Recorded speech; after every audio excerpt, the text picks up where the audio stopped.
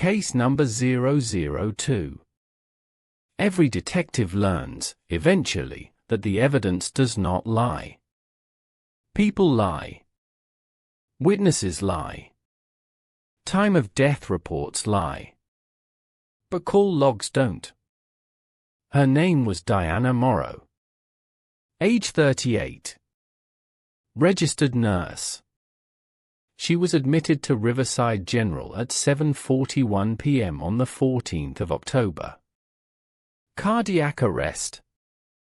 The attending physician declared her time of death at 11:02 p.m. I have the certificate. Signed by 3 people.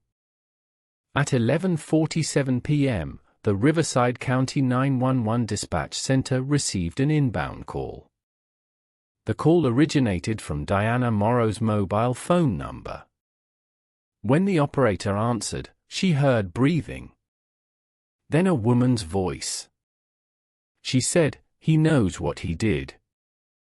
He always knew." Then the line went dead.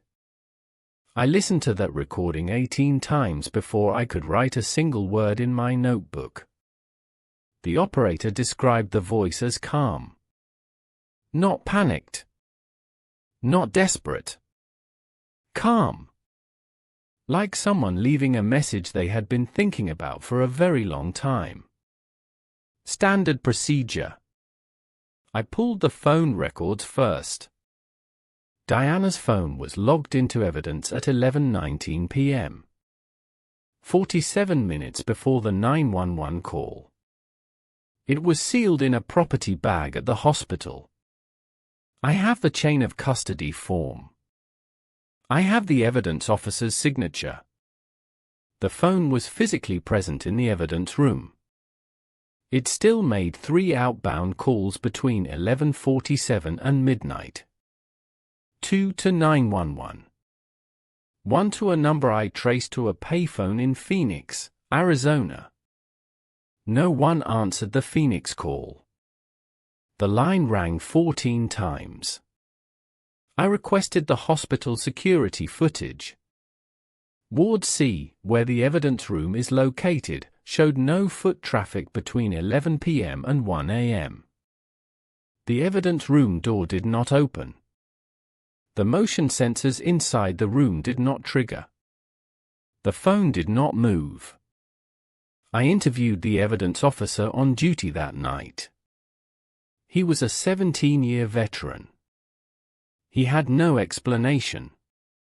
He looked at me the way men look at you when they have already decided not to sleep that night. I interviewed Diana's husband, Nathan Morrow. Age 41. Contract engineer.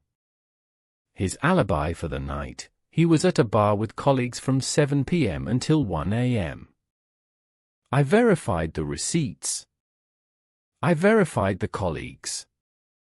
His alibi held. Then I found the neighbor. Mrs. Elaine Park. 71 years old. She lived across the street from the Morrows. She told me she could not sleep that night, and she had looked out her window at approximately midnight. She said there was a woman standing in the Morrow front garden. She described her as dark coat, standing completely still, looking at the house. I showed her Diana's photograph. She looked at it for a long time. Then she said, "That is her." But she looked like she was standing in water that was not there.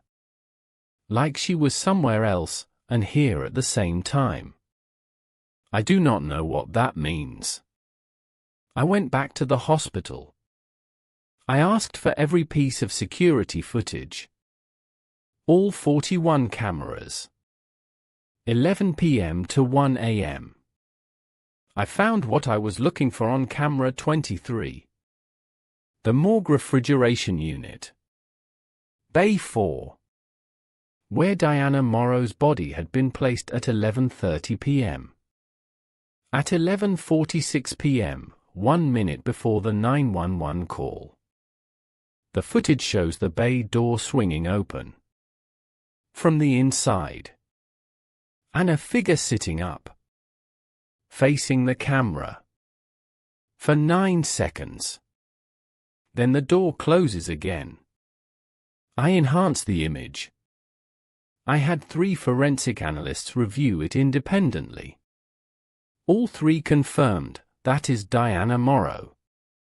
Sitting up in the morgue refrigerator. 1 minute before her dead phone made a call to say he knows what he did. Nathan Morrow was arrested for months later. For a crime that, until that night, no one knew had occurred. What Diana Morrow told investigators through the 911 call. Through the neighbor's account. Through documents that arrived at my office without a postmark. Led directly to a conviction. She had been dead for 47 minutes. Case 002. Still classified. Stay with me.